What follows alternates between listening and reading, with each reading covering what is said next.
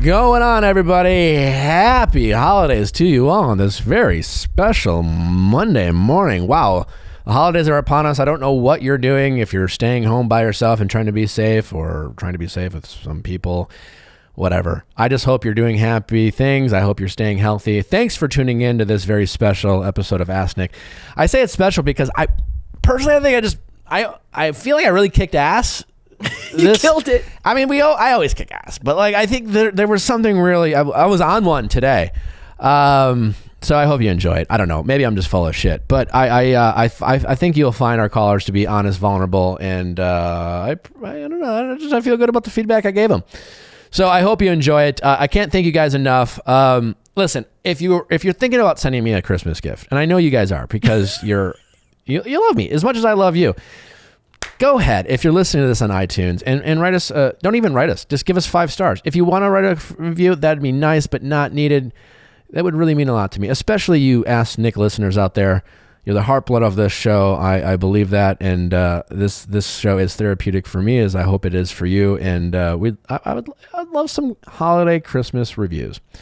Also, we have some merch available, viallfiles.com, if you want some merch. I'm going to go ahead and say 20% off. Code VIALL.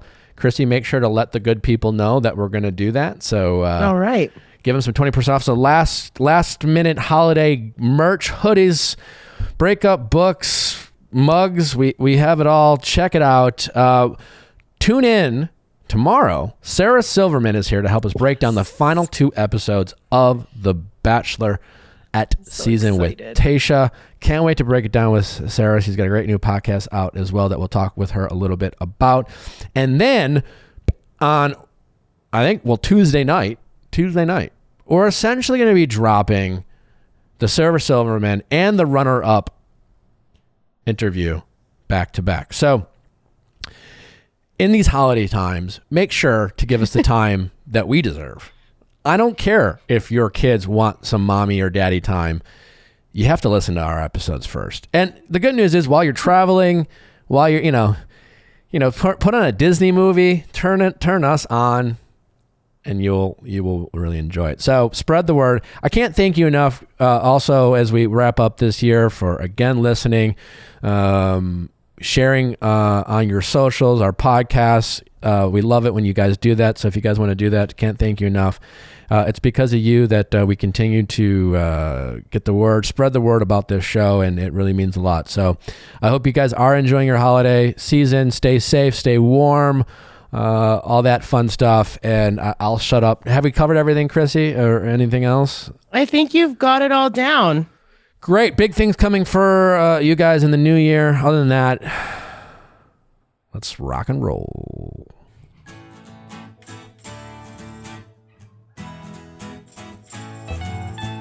Question time with Nick. Let's ask Nick your sexy questions. How's it going? It's going. What's your name? Lana. My name's Lana. Hi, Lana. I'm I'm 27. Great. How can I help? Okay, so I have this problem where I, as a 27-year-old woman, seem to only date younger men or boys, usually like in their early 20s. Okay. And it hasn't really been working out for me. A little bit of like recent history, my ex-boyfriend of 3.5 years was 3 years younger than me. Okay. So we broke up in January and he was 23 and I was about to turn 27. And since then I've kind of like been reverting back to, still seeing people who are like 21, 22, and I'm always just super disappointed by the outcome.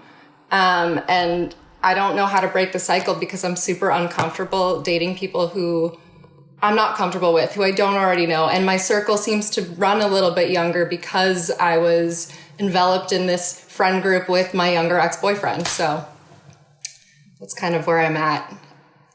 Okay. Now, this friend group, I mean, it's you kind of described high school, I guess is what I'm trying to say. Yeah. And by high school, I mean, in high school, we're limited in terms of our world. It's more of a bubble, and even if you have a group of friends and you break up with your girlfriend, like you end up dating her friend or something because it's high school and that's just what you do. And you're lucky enough to meet someone at a rival high school to get more of a variety. And you just kind of described that. Is that your situation where it's just like, I've never thought of it that way, but when you point it out, you're kind of hitting home. Okay. So why are you doing that? I guess is my question. You reference familiarity, but it can't be. Yeah. I don't know. I get super uncomfortable. Okay. Part of it, like I said, was that I tend to have a lot of friends who are younger than I am. And I feel like anytime I've dated someone older, historically, I've felt such a deep sense of inadequacy and nervousness, and I can't even speak around them. Like, since I was younger, and I feel like I've kind of like, when I was younger, I never thought I was smart, so maybe it's really deep-rooted, but when I was younger, I never thought I was smart. So I liked to date people who weren't going to challenge me, and I kind of had the upper hand over. Yeah. And anytime that I've dated someone a little bit older with a little bit more, life experience, or, they had like aspirational jobs, I just always felt super intimidated, and I don't like to be intimidated. Okay. Well, it sounds like you've kind of identified some of the struggles here that you're having, right? Yeah. Are you used to always having a boyfriend? No. So I didn't have a boyfriend since like from high school up until I started dating my ex when I was 23. Okay. 22, 23. And then we were together for 3.5 years, and it's like been a recent split. Well, not anymore. I guess the last year has just flown by, but when lockdown kind of happened, I was like pretty fresh off of my breakup. And so I just like, I guess then, you start talking to people on Instagram who you already know, and we're like friends. And then like one thing led to another, and it like turned into more of a thing. And it's like, we just already knew each other, but then they end up not obviously working out because they're literally just turned 21 and need to find someone their own age. But first thing I do every day is drink a cup of coffee. I love brewing it. I brew some coffee, and then I water my plants. It's a really fun life I've carved out for myself. And I'm doing it with Press House Coffee. Why? Because I like drinking things I love and getting it from people who love those things the same. And the people at Press House Coffee love coffee. They're obsessed with it. And it makes me feel good about the coffee I'm drinking because it comes fresh. Fresh, that's right. Super fresh. Their head roasters personally source each bean and creates a unique roasting profile to highlight its flavors. I have a blend or a brew, key lime pie. I never thought I would enjoy a coffee that's has a key lime pie taste. Their flavored coffee is amazing, but also they have these little single daily serve. This one's daily grind. Really good. Really good. I had the daily grind yesterday morning. Yeah, and you just I've been putting it in the French press. And it's just it's good enough for your first morning start, and you can just run out the door. It's really good. It's just enough. It's just enough. It's single serve. You don't waste any grounds. It's fresh. It's like grinding your own beans at home, but you don't have to do it because they do it for you. It ships to you within 72 hours for optimal freshness. That is right. And if you're not sure what you like, take their quiz, and Press House Coffee will send you a surprise pack full of coffee you'll love. Again, key lime pie. I had. Surprised. It does. I was surprised. I was so surprised. I was like, oh, this is amazing. Treat yourself to a Press House Coffee and find your new favorite roast. And right now you can get 20% off by going to my special URL, presshousecoffee.com/VIALL, and enter promo code VIALL at checkout. Order today. That's promo code VIALL at presshousecoffee.com/VIALL. Waste not, want not, people. It sucks, when we waste things, and we always sometimes we like to enjoy a nice glass of wine, a hearty glass of wine. Let's say maybe 6.3 ounces, which is it's a heavy pour. It's very specific. Very specific. Why specific? Because usual wines, that's the size it comes in. And you know what's great about them? It's just the right amount of wine to not get too indulgent, feel good, have it with a meal, a little bit left over for dessert, and then not waste the bottle, because that's the single saver. Even if it's two people, you and a lovely lady or a handsome gentleman has one heavy pour, and then you always have like 1/3 bottle left of wine, and then it's like, maybe I drink it tomorrow. Feel the pressure maybe to finish I know the bottle of wine. and you don't want that, you don't want that. You're not ready for it. And if you want it, great, but a lot of us don't, and then we waste it. And, not with Usual Wines. No. Usual Wines is made from the world-class AVAs, American Viticultural Area, in California, like Napa, Sonoma, Santa Barbara, and are made with minimal intervention, zero sugar, and zero additives. And the no sugar, I know we think, aren't sugar and grapes, but they pick at optimal ripeness to ensure that all sugars will be fermented completely until the wines are dry with no residual sugar. The most important part is it tastes great. They have a lot of great options. Right now, they have a special holiday product out, Usual Reserve. It's an ultra premium limited edition Mount Veeder Cabernet Sauvignon. Introducing Usual Reserve. It's their most special wine yet, just in time for the holidays. Hailing from one of the most celebrated plots of land in all of Napa, this Cabernet Sauvignon is concentrated and rich with just enough grip. Gift it to someone special or keep it for yourself. The holidays as usual. Go check it out right now at their website at www.usualwines.com and use my discount code VIALL for $8 off your first order and try your first glass on them. Clearly, age can vary, right? It doesn't matter. But it's interesting with your case because it's, the stereotype, younger women date older men, and there's usually, there might be a variety of reasons why, but a lot of it refers to like a maturity, right? Women tend, it's, I don't know if I'm sure there's data behind it, but for whatever reason, women definitely mature faster than men, Yeah. And then also like it matters in terms of like, where they are in terms of their birth order can matter, their maturity level. Like my younger siblings are way more mature at the ages they are than I was when I was there. And I think a lot has to do with when, they grew up, they had all these older siblings and way more, they learned more about life by being surrounded by more people than I had just my parents who only knew their limited amount, et cetera, whatever. But you have this confidence issue that you've identified about yourself, right? And that's clearly something I think you should work on that has nothing to do with necessarily dating, right? And there's different ways you can work on that, right? Do you get therapy? Do you have therapy? Do you talk to a therapist? Just that's started great. Therapy. So that's awesome, Baby steps. right?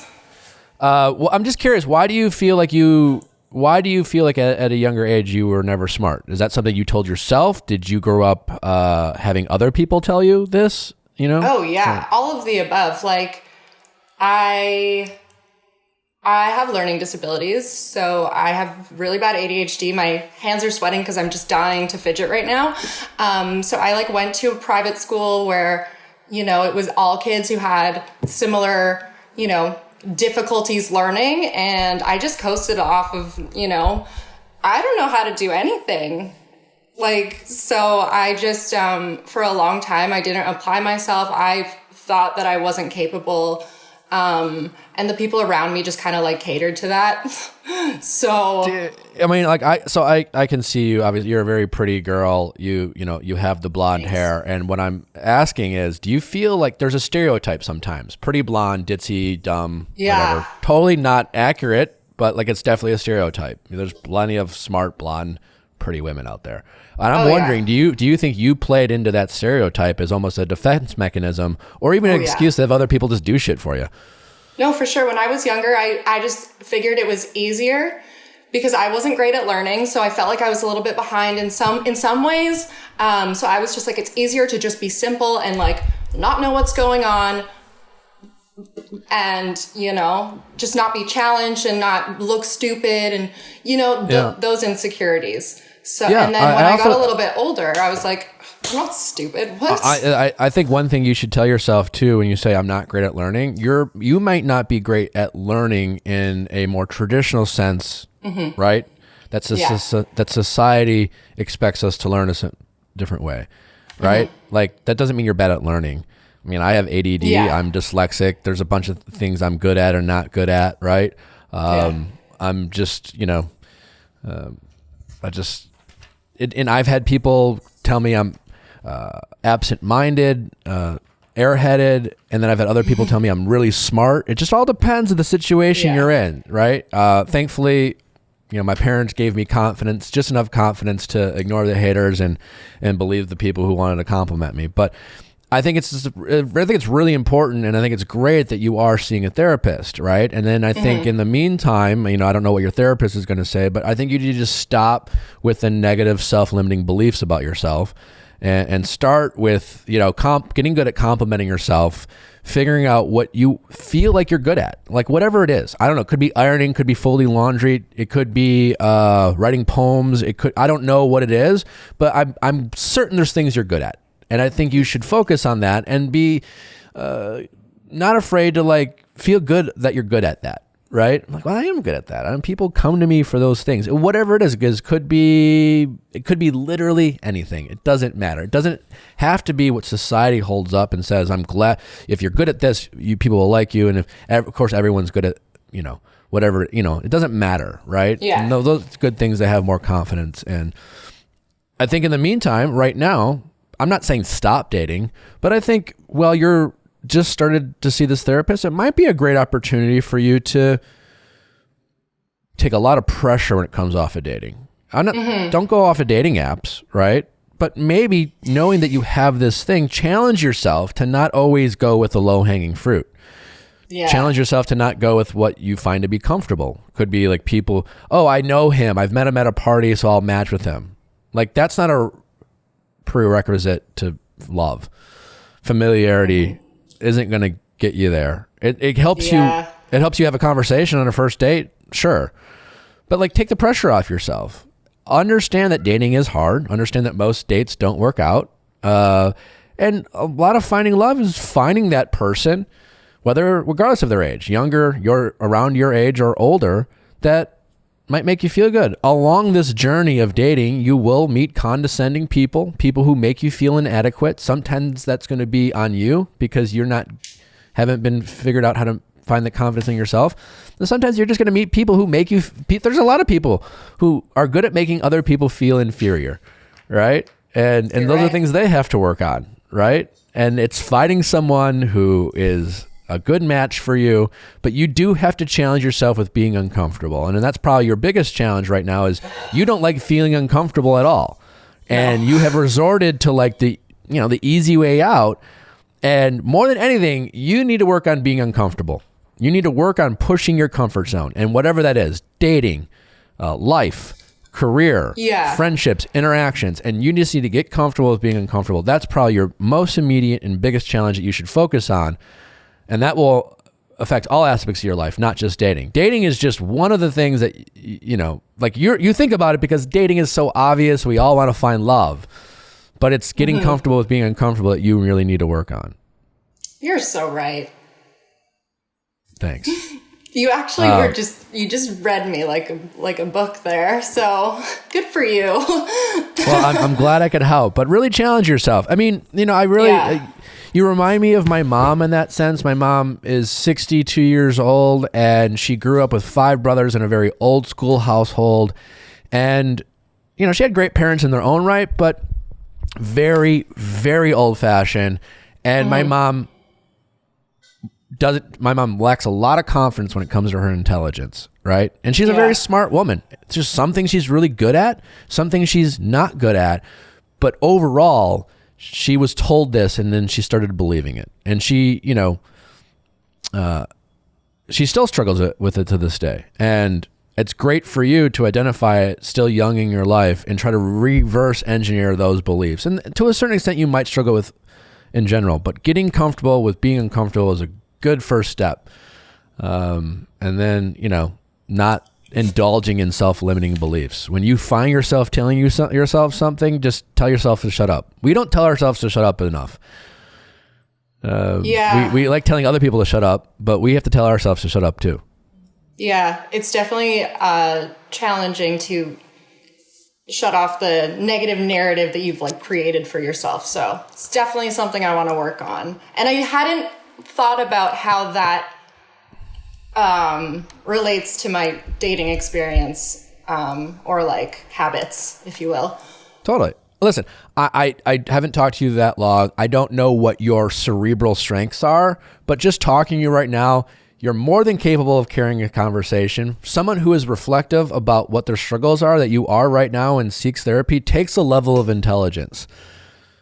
All right? That's a level of self-awareness that requires people to have. You know, we hear so much about emotional intelligence, whether it's reality TV or what. But like, I gotta get that book. Yeah, it's a real thing, and I don't think you need to read the book, but you clearly have some self-awareness, right? And that is a level of intelligence that throughout whatever your childhood is or your own actions, you've been able to identify by simply just being like, why am I dating these guys that are 3 years younger than me? And quite frankly, that's not a crime. You're allowed to date someone younger than you. There might be, while hard to find, some really mature and intelligent young men who might bring out the best in you. I'm Maybe gonna not the ones you've dated. Yeah. No. Yeah, that's a diamond in the rough, right? You're usually going to find that with younger women than younger guys. Yeah, but I'm not saying it's not possible. I'm just saying, yes, you identifying that is good, and it takes some intelligence, and you should pat yourself on the back when it comes to recognizing that. But you do have to get comfortable. Like when you feel uncomfortable, don't run. Dive further in. It won't kill you. Yeah. And it's like anything else. Have you ever put your foot in a really cold water, like ice bath or something? I don't know if you ever played sports or anything like that, but like, have you ever done that? It hurts. Yeah. The first time you do that, it doesn't feel uncomfortable. It's fucking painful, right? It hurts. But like, if you get through that threshold, it starts feeling good. And then the next day you do it again, it hurts a little bit less and a little bit less. And then all of a sudden you get used to it, where the first time you put your foot in the ice bath, it feels good immediately. But it took some time to get there and retrain your body to like feel that sensation, because it was very resistant. That's a great analogy to like anything else that you feel pain and frustration when you're uncomfortable with certain things that you're just not used to. It doesn't mean it's not good for you, and it doesn't mean you can't work through it. You just have to fight through those feelings. And as you're saying this, I'm thinking I'm uncomfortable being completely like alone, like not having anyone like pining after me, or like, you know, like talking to in the DMs or whatever.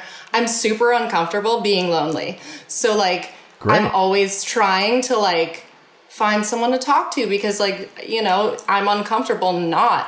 And maybe I need to just like not talk to anyone, just work on myself. And then like, it will probably just be more organic and natural when I don't know. Totally. And next time, and sometimes you might just be lonely and want to talk to someone, but next time, since you recognize this, ask yourself the question, am I just bored? Do I really want to talk to this person? Or do I just want attention? Ask yourself that question and then be honest with it. And if you find it to be like you're bored and just want attention, just be like, you know what? I'm not going to do it. I'm just going to be alone, and see how that feels.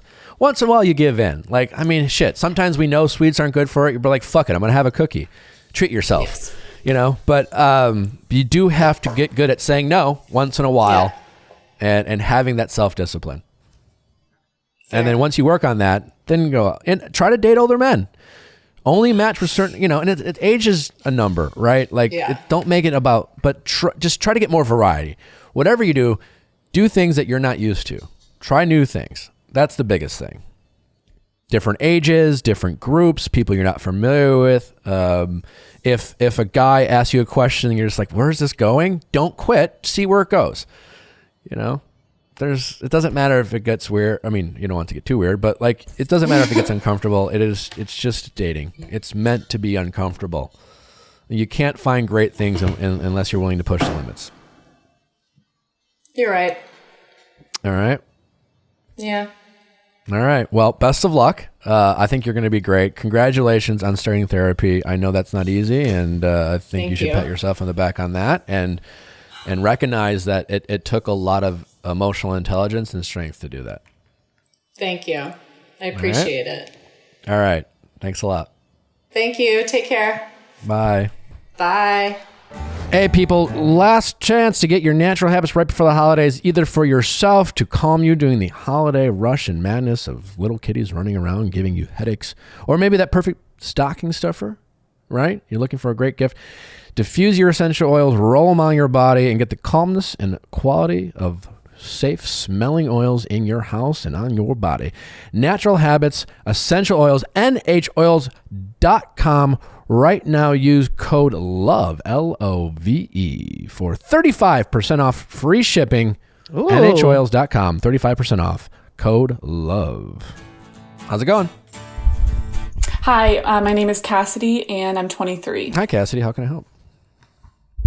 So I've been with my boyfriend for a little over a year now, and most of the time that we've been dating, he has not liked my roommate / best friend. Okay.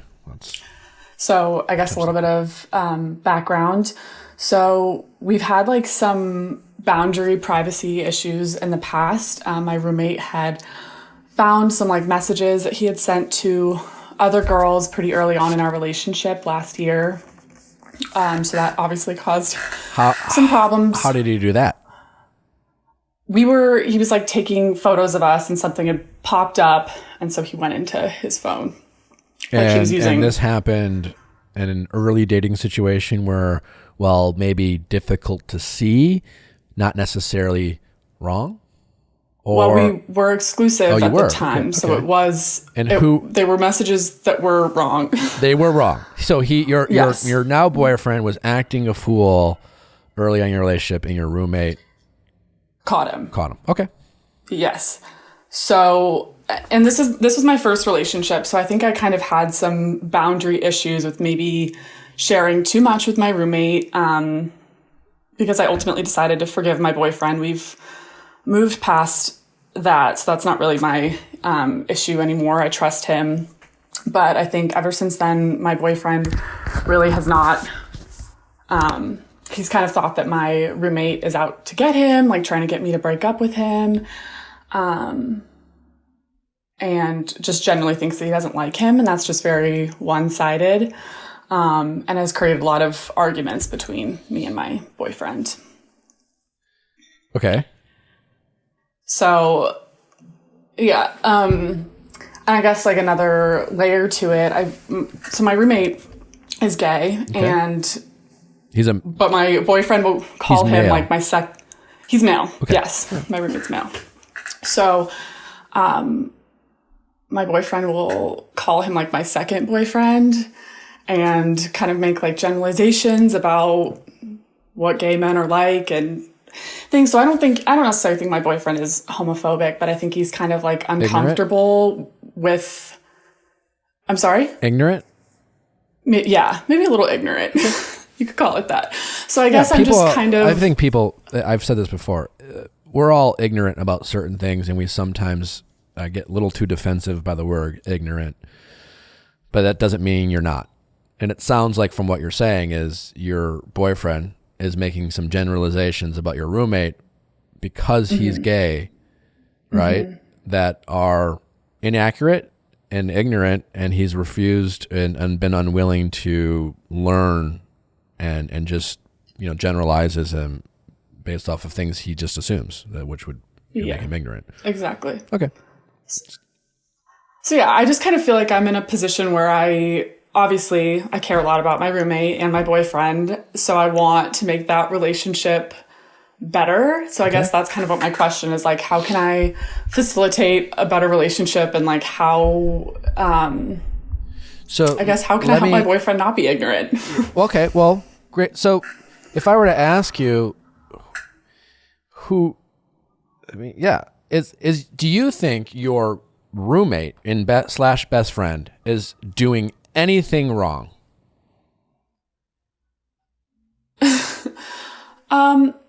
I mean, based on the past, like maybe he has like unintentionally sparked some drama, but I don't think that at this point, I mean, maybe he's not going out of his way to be best of friends with my boyfriend, but I don't think that he's being rude to him in any way. So if you were to critique your best friend, the critique may be he could be slightly more inviting and welcoming and make my boyfriend feel a little bit more comfortable, and he might not be doing that.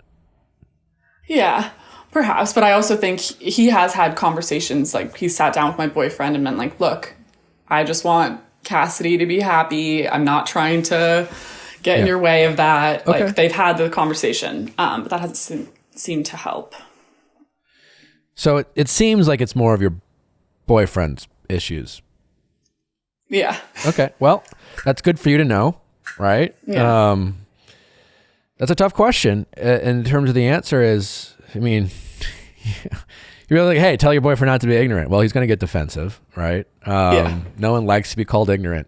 You really have to be self-aware and mature to recognize your own ignorance and not get defensive and say, all right, I'm ignorant. Let's change it. But that doesn't mean, even though it's tough, you should avoid the conversation. So yeah, I mean, have you talked to your boyfriend about the possibility that he might be incorrectly judging your friend? I mean, Yes. First off, like your roommate's gay. He's clearly not your second boyfriend. He is your friend. Clearly. He's attracted to other men. There's nothing there between the two of you. He is not a threat. And so I don't know about you, but to me, I would have zero patience and zero tolerance, or however you want to, like, I wouldn't have any leash when it comes to like snarky comments like that. Like, I wouldn't just like be like, ugh. I wouldn't roll your eyes and huff and puff and be passive aggressive when he says things like that are frustrating. I would be like, I would, treat childish comments like you would a child and be like, stop it. Like, you know what I'm saying? Like, you have like, to, don't entertain it. You don't entertain it. Don't like laugh it off. Don't like ignore it. Right. Like, he needs to somehow learn that this is wrong. And if he wants to be with you in a relationship, he needs to become more enlightened. Right. Yeah. And I'm assuming you want to be with someone who wants to be enlightened. There's nothing wrong. Like, there's nothing wrong with being ignorant to a point.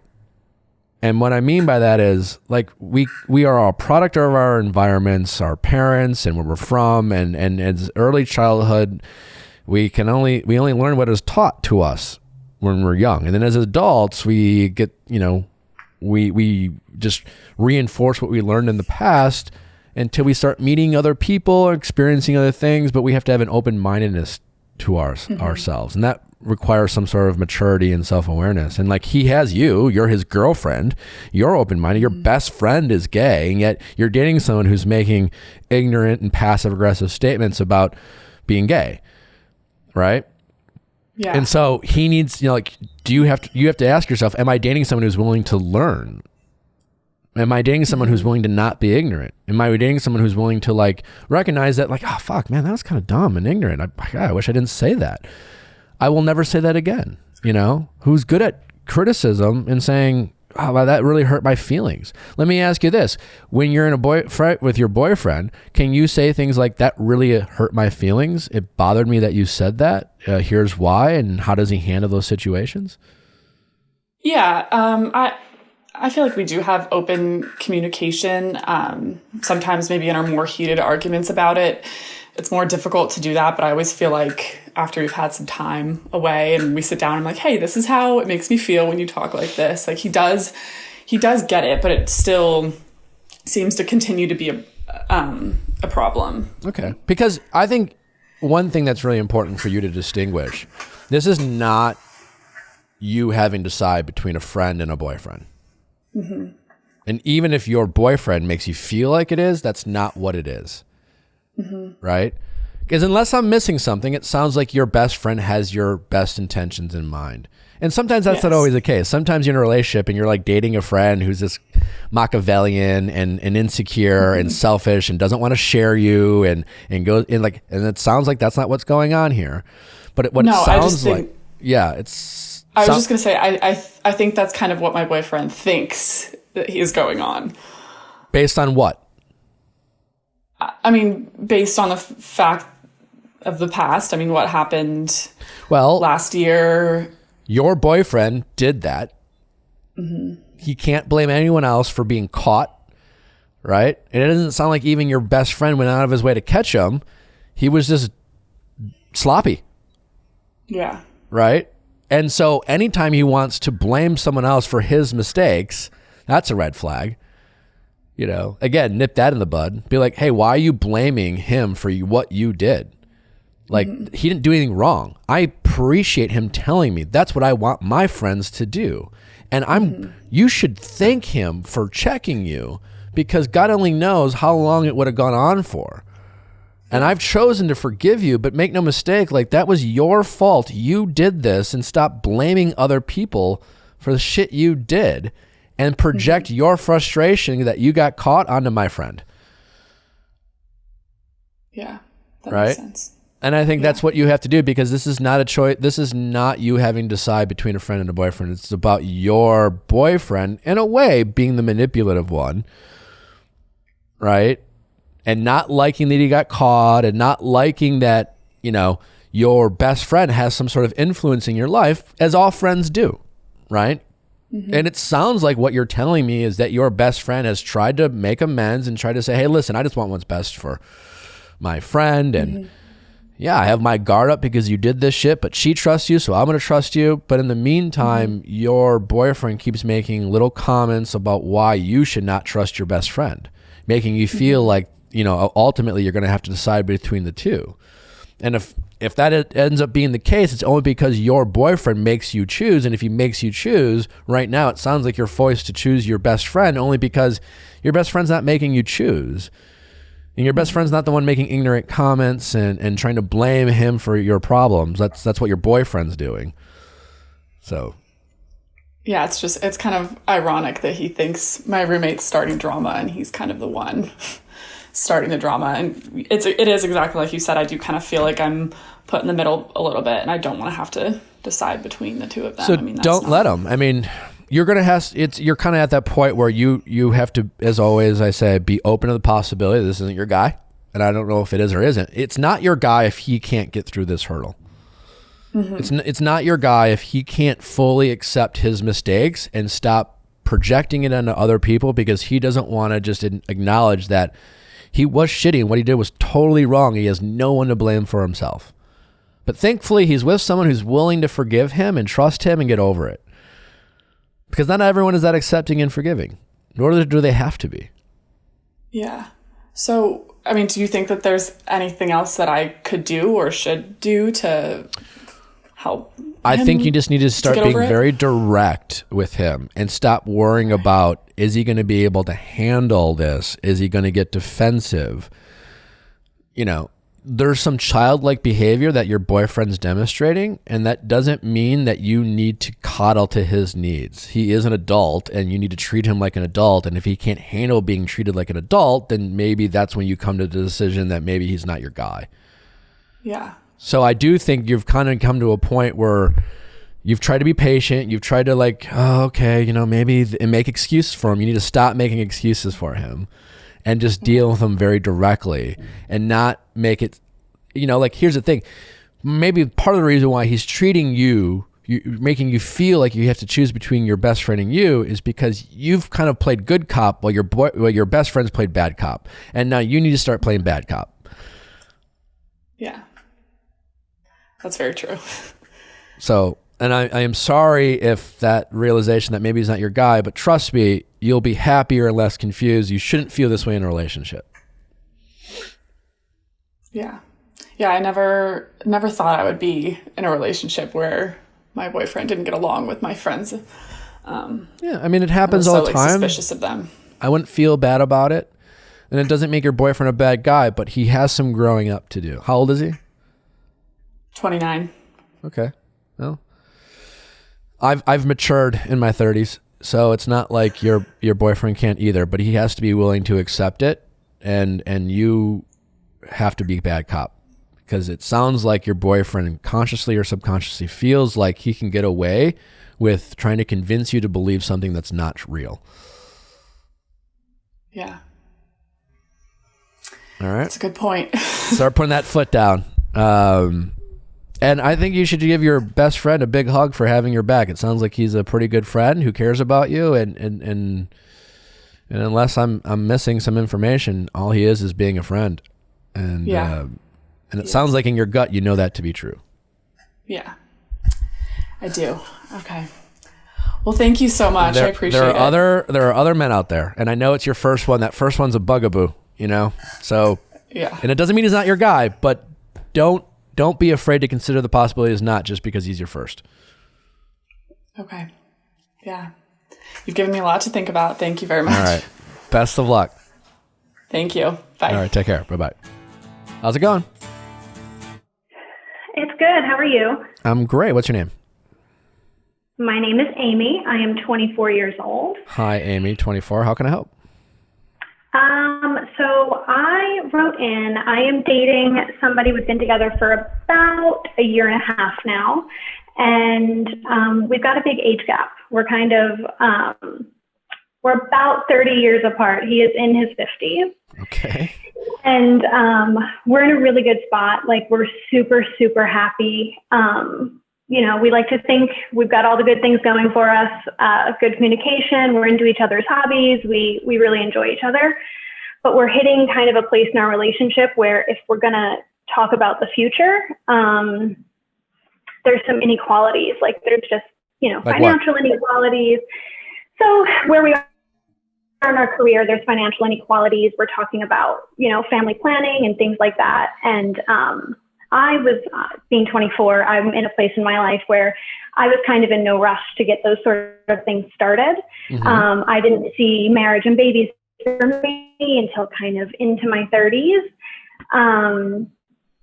But given the age difference, it's one of those things that, like, if we're going to get moving and have a future, we kind of want to do it ASAP. And I think the biggest thing that I'm encountering is I feel okay with that. Him and I have had lots of open communication about kind of how we feel, but I'm getting a lot of judgment from, like, friends and family. And I don't think my question so much has to do with our relationship, because I feel really confident in that, but in kind of navigating the judgment and the questions from people who mean well and love me and love him so much, but don't quite understand the relationship. Okay, great questions. I just think, yeah, there's nothing you can do about people's judgments to a certain degree. Sometimes, you know, lots of times people's judgments comes from a place of love and caring for you. Other times people just judge because they're haters and they have nothing better to do and they're projecting their own shit onto you, right? But let's assume you're referring to people closest to you, family and friends who know you the best, you know, and those are opinions that we should listen to. So let's assume that's coming from a place of love and concern. They want what's best for you. And if you show them, like, sometimes you just have to do what's best for yourself. And, like, their concerns are valid because, like, you know, there's exceptions. That you want to be the exception to the rule, right? And that's fine. Because the rule says that's a huge age gap and there's going to be a lot of challenges and struggles that ultimately are going to make it not work and cause you hurt and pain, and maybe him hurt and pain in the future, right? But if you believe that you're the exception and that's up to you to take that risk, that's up to you, right? And your friends and family are going to just have that concern. That being said, you know, you made some comments about, well, you preferred to wait, but because he's at his, I think that's something you need to really focus on and address. And I think you need to be really careful that these are your choices and not the relationship's choices, and certainly not his choices. He needs to recognize, as someone who's that much older than you, that he has to make sacrifices too. But, you know, it's a big ask to ask a person who's going to, you know, birth a child in her body to, like, make certain exceptions to, you know, listen, and every couple decides family planning differently and in a relationship, but are you guys engaged? You're not engaged, right? You're not. No, not yet. Certainly married. Not at all. No. But I just think that's.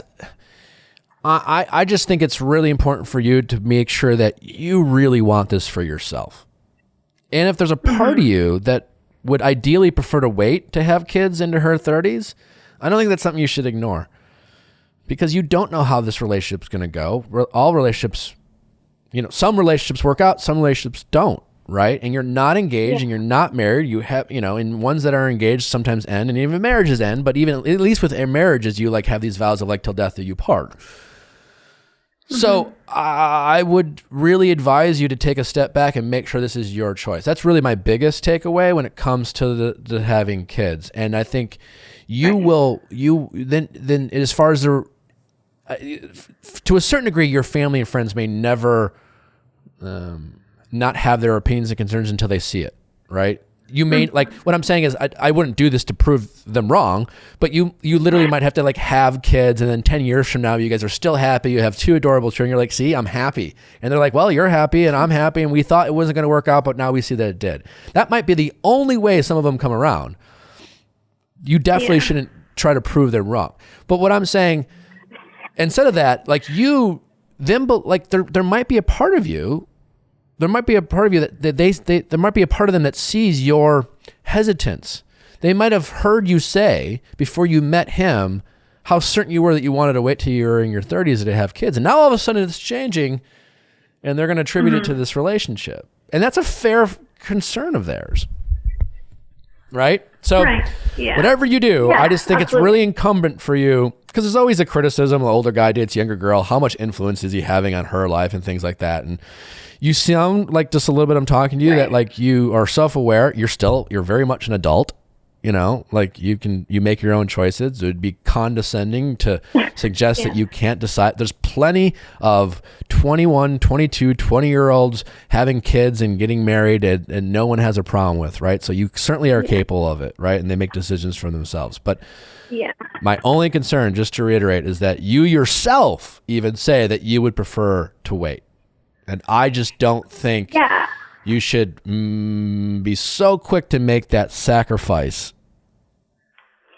So, and I think what I struggle with too is it's not a pressure from him. He has made it very clear that it is absolutely all up to me. And so that's great. It's like like he's wonderful. Can't explain that enough. But it's not that it's just, I don't know. It's just a very weird struggle, because I do look at him and what a wonderful man he is in our relationship. And I think that we would make great parents together and be an awesome team. How old is he? And he's 56. Okay. All right. There's his clock is ticking. That's a reality. It's not like he's, Right. Exactly. And it's not a pressure coming from him. It's not even, it's more me. I think I'm putting that pressure on the relationship and us, because I have always wanted children, and now I'm in a relationship that I'm so happy with, and I want it to be with him. But I'm like, wait, this isn't quite what I was planning. And I know that I can do it, and I know I'm capable of doing it. I don't know how to reconcile it with myself. I don't know. I don't have the answers for you, but I do hearing you talk feel better about the fact that sounds like this is your choice, right? It's great that it sounds like you're dating someone who gets it, who recognizes that like he's asking a lot of you and just really wants to make sure that you want to do this, and it's not because of him so that you resent him someday. And then you'll just have to figure that out. There's plenty of people who have kids far sooner than they expected because, they got drunk one night and had sex, or they fell in love and didn't expect it. Like, things do change. And so I don't know how you do. All I'm saying is you need to reconcile that. And I just think you should be very confident if you do decide to move forward with this relationship. And by forward, you can get engaged and married and not have kids right away. So why don't we just let that happen if it happens? Right. I'm not saying you have to if you want to have kids and not get engaged and married, that's also your choice too. But you don't have to make a decision now. And I just think my only advice to you is as confident as you can be with your decision, knowing that feelings can change, that you are doing it for yourself. And then you have to think of things, you just have to be as realistic as possible, because all relationships can end. What if this relationship's end? Well, I regret it. And you'll still hopefully have a loving child or two. I don't know. We can't plan our entire lives either, right? So there is that too. So, and just because you thought at 19 you didn't want to have kids at your 30 doesn't necessarily mean much anyways. I just want you to be confident in your decision.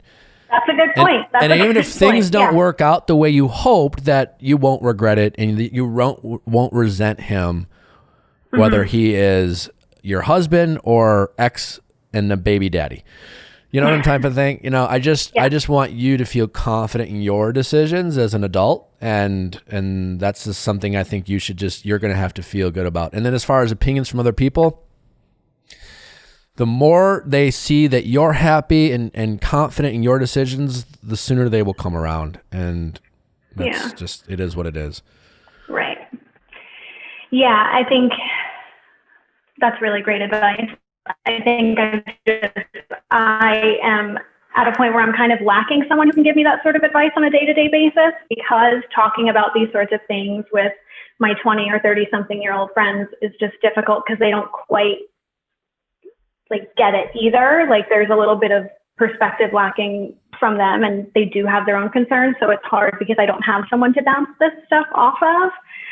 So I get in my head a lot about it. Like, this decision, I've been in my head about this for months. So yeah, I get it, but don't be afraid to still get advice from your friends, even if you don't agree with it. It's always great to hear other people's perspectives. Sometimes when we don't want to hear it, or even if they don't understand, it's just, you're just kind of getting, data, I guess, from other people. Sure. And, if you said you have 30-year-old friends, those are good people to get advice from, Yeah. Well, if those 30-year-old friends, are still single and dating men their age, certainly they're going to have a biased opinion. If those 30-year-old friends got married at 22 and are still with the same guy and are happy, I don't know. Everyone has different situations, but I don't think you should ignore talking to your friends just because they're not going to tell you what you want to hear. Right? True. And make no mistake. Yeah. You are wanting to be the exception to the rule. And that doesn't mean you can't be. Of course. And because you want to be the exception to the rule, you're going to have your doubters. And there is risk involved. Yeah. And that's just a fact. Yeah. So, and I'm a risk taker.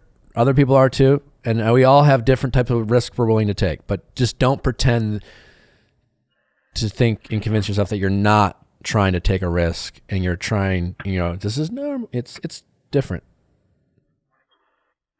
And there's a greater probability of problems than not problems. That's all. Right. Sure. Sounds good. All right. Thank you for the advice. Yeah. All right. Best of luck. All right. Take care. Thanks. Bye. How's it going? It's going well. How are you? Great. What's your name? My name is Rachel. I'm 28. Hi, Rachel, 28. How can I help? So I started dating my ex-boyfriend like 5.5 years ago. We broke up 2 months ago,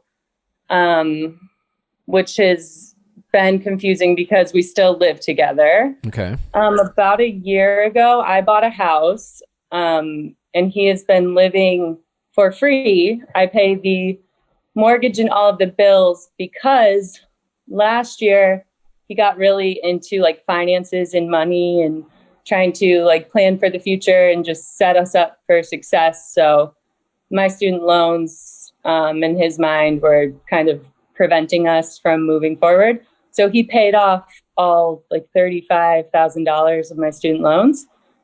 So the arrangement was that he'd live for free. That's how he would be paid off. So now that we've broken up, we are trying to figure out what the best path forward is, I guess. We ended on pretty good terms. There's no real hard feelings. We're just fundamentally different. Okay, that's good. He's really, he's really type A and I'm really type B, which is kind of what brought us to the end, essentially.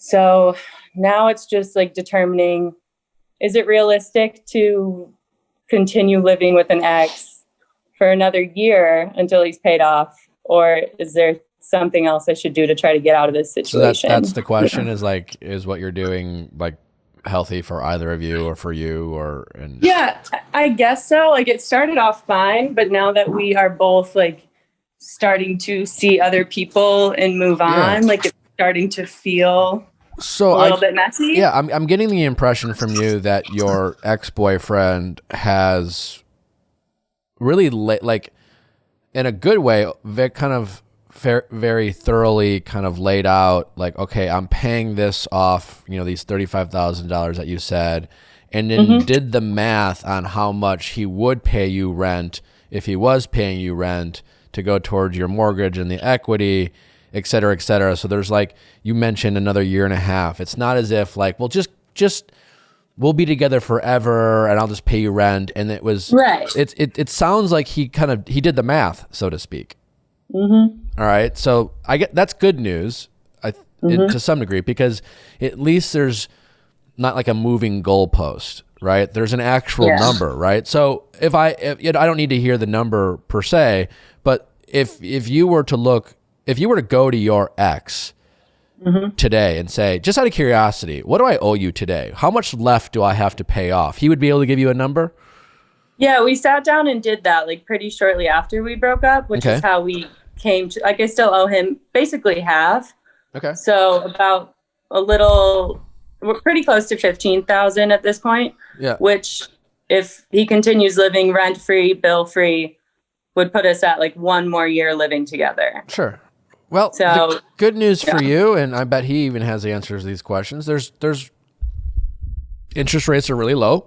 There's ways to borrow money. You could take out a $15,000 loan if you don't have it. I mean, if you have the money, that's an option too. I don't know if you do. A lot of people don't have that kind of money on hand, but like that is an option. And I guess this is where I'm going with it. Like, of course it's better for you guys right now to figure out how to like separate ties and have him move out. I mean, there's exceptions to every rule. Fine, but I just don't see, even if you guys are super mature and super cool and totally fine with it and are completely indifferent about each other romantically and you both date, like there's no guarantee that the new people you bring in your life are going to be, nor should they be. It's just a weird thing to try to explain.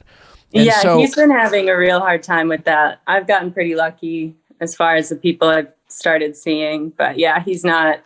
Which is kind of, I think, why his resentment might be building up a little bit, because it is kind of been a deal breaker. Well, I think that's better for you that he's struggling with it than you are. Because if it was the other way around, be like, all these chicks are super cool with it. I'm having all this sex and it's great. And I just like living here. And you're just like, I don't know. This is super weird for me. These guys are not. I can't live my life. Yeah. So it sounds like this is a very reasonable problem that has a solution to it.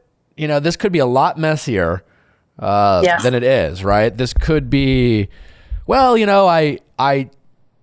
paid off my loans and I just we didn't agree on what rent would be, and we didn't agree. Like, it sounds like he was very diligent about this, and that's great, because what if you guys never like set a price on what he was going to pay you rent? Was it half the amount? Was it a third? And you're building equity. He's not, kind of thing. There's that's not a black and white answer. And thankfully you guys agreed upon that. And it sounds like so far he's being reasonable. And so that will help you guys avoid confusion. And definitely, I think you should start looking into other vehicles of how you can pay him back rather quickly. And that was kind of the first thought I had, was, should I just take out another loan? But I'm basically like throwing my entire paycheck at the mortgage and rent. Like, I'm not sure I could financially take on another payment. Can you take on a different roommate who's not someone you used to date for 4 years and have sex with? That is an option. That's an option. Yeah. And I guess the point is, things could be a little tight for you for a couple months. Yeah. Even if you had to take on a part-time job, I don't know. I mean, I don't know if I understand times are different and that might not even be an option. I guess what I'm saying is, the short answer is you should definitely start looking into your options as opposed to trying to make this solution work. Doesn't mean you have to kick him out tomorrow. It just means you start looking at what options you have. And I don't have all the answers, but a roommate is definitely an option. Taking on a loan is an option. Things like that to help you kind of get this additional income to help you pay this off. And even if you're making a decision that like everything in life has pros and cons, right?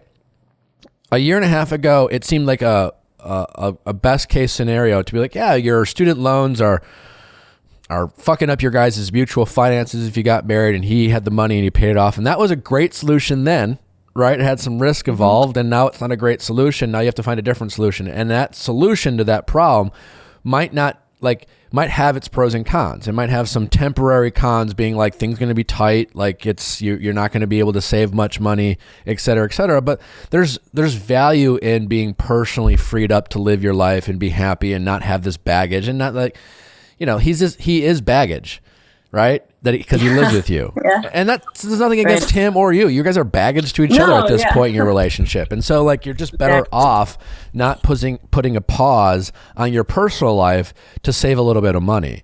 And I understand like you might have to do this for a month or 2 more weeks before you figure it out, and take your time and be thankful that your ex-boyfriend, you guys seem reasonable. It sounds like you're able to communicate, but just start thinking of what those solutions would be, because your current solution is not sustainable and you shouldn't try to make that work.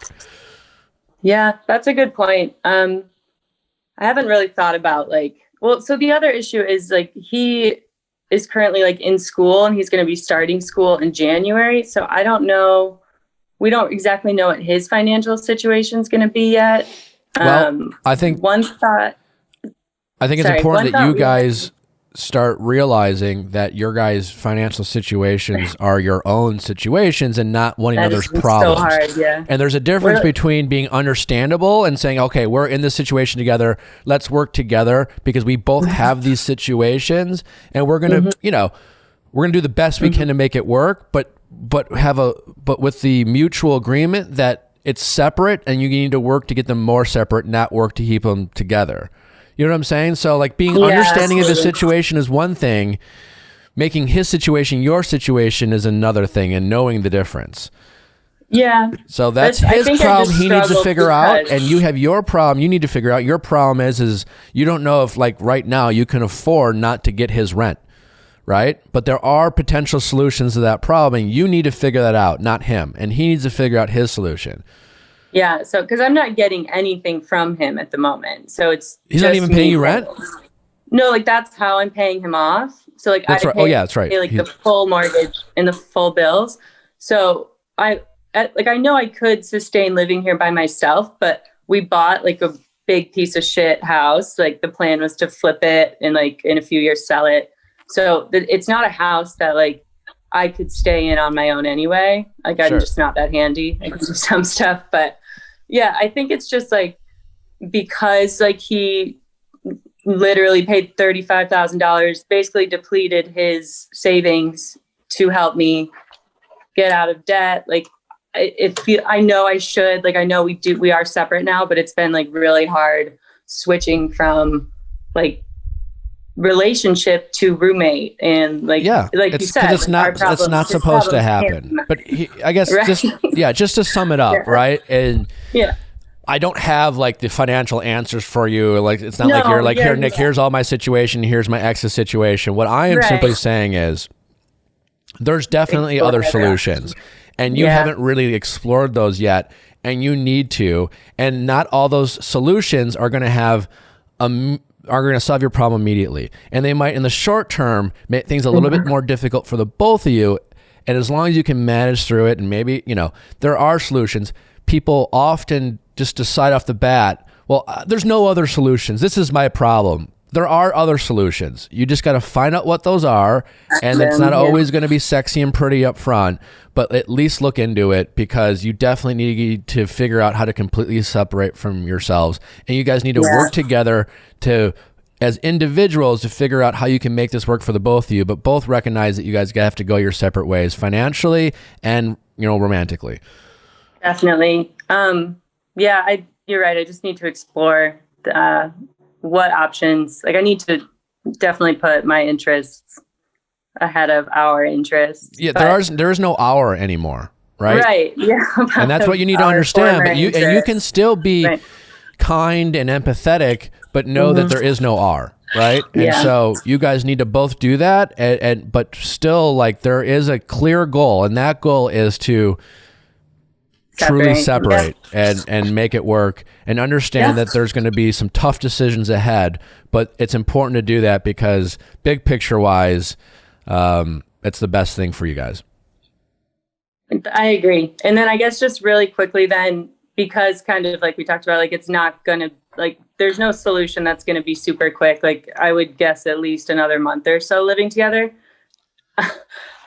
I'm, like I said, we're both like started moving on and like seeing other people, and it's clear I'm not dating anyone to get into another relationship. I'm just like getting back out there, like trying to get my mojo back essentially.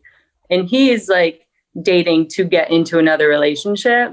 So there's already kind of been conversations like, would you be comfortable if she comes over, or like, how do you? Well, again, yeah. So again, you have to put your foot down. There's a reasonableness to it. Like, there's only so much you guys would expect to each other, but you can use that as motivation to be like, this isn't going to work, right? And we really need to sit down together as people who respect one another, who are not in a relationship anymore, to figure out how we can make this work. Right. And I guess my point is sometimes we use the excuse of being like, well, it's easy to want to poke holes into all the different options you have or solutions of why this is going to, your solution, I guess what I'm trying to say, is not necessarily going to seem better than your current solution financially speaking, right? You're going to have to make some sacrifices financially for the emotional and mental benefit that you're going to gain from it. In the long term, you'll figure it out financially, right? But like what I'm saying is you can't have your cake and eat it too here. You're both going to have to make some sacrifices. Yes. And so you have to, clearly are struggling with that because there's this still bond that you guys have, and you're being way too understanding. You guys have to separate, and you can use that as saying, no, I'm not okay with that. I don't want to be made to be okay with that, nor do I want to make you okay with that. And that's why we need to figure this out. Okay. Yeah. I mean, absolutely. Like the quickest thing I can think of is basically just refinancing the house and putting it in his name. And I think like with the equity in the house, like that might just pay him off. Like maybe what the amount was put into the house. But I keep going back and forth. Like, do I walk away from like my house, like my investment, even though it's not always an easy choice. Sometimes, again, there's money, there's emotions, you'll have to figure that out. And I think you need to take the time to list the pros and cons, but money isn't always the end all be all, right? Just because you get equity in a house you don't love, but you're stubborn because people are like, oh, don't lose your equity. And I'm not saying you should do that, but like your mental health and emotional health matter too. So you just have to figure that out. And what I'm saying is look at your options and consider them all, and don't discount your emotional and mental health. That's just as sometimes as important, or if not more important, than your financial health and situation. You'll have to weigh the two. I'm not here to tell you how to weigh those things, but you can figure it out, and you just need to start looking at those options and consider them. Okay. Yeah, you're right. I think I've been telling myself like emotionally I can do this, like it'll be weird, it'll be hard, but like I can already feel like I'm not generally a jealous person, but like the thought of like him bringing his new girlfriend here or whatever, like obviously, like I can't imagine that's going to bring out like people all the time start thinking about how they get asked these absurd things from people they were in relationships with, and then are worried that they're going to be labeled as jealous or insecure. No, it's a normal thing not to be okay with that. It doesn't make you anything other than normal to have that bother you. It doesn't mean you still love him. It doesn't mean you like regret your decision. It's just fucking weird, and that's fine. So yeah. All right. It is weird. Okay, thank you guys so much. All right, take care. Appreciate it. All right, you bye-bye. too. Bye. Wow, what a great episode. Was I right? Did I kill it? You did. Wow. Nice job, Nick. Anywho, again, and it was nice that you did it by yourself, We've had some great guests lately, but it's nice to hear you interact with everybody again. Yeah. And if you haven't had a chance to go listen to the Justin Long Ask Nick, do yourself a favor. It's really fun. It's really good. Once again, my Christmas request, if I do, I'm just going to be selfish here and say I want a Christmas gift, rate us 5 stars on iTunes, And if you want to share, sharing or, posting your stories, I'll reshare some of your stories on my Instagram and in the show's Instagram. Can't thank you enough for doing that. Have a happy holidays. Don't forget, tomorrow, Sarah Silverman helps us break down the final 2 episodes of The Bachelorette, and we'll have the runner-up of this season with me on the Viall Files to find out if they're going to be okay. Bye. To see if they're going to be okay.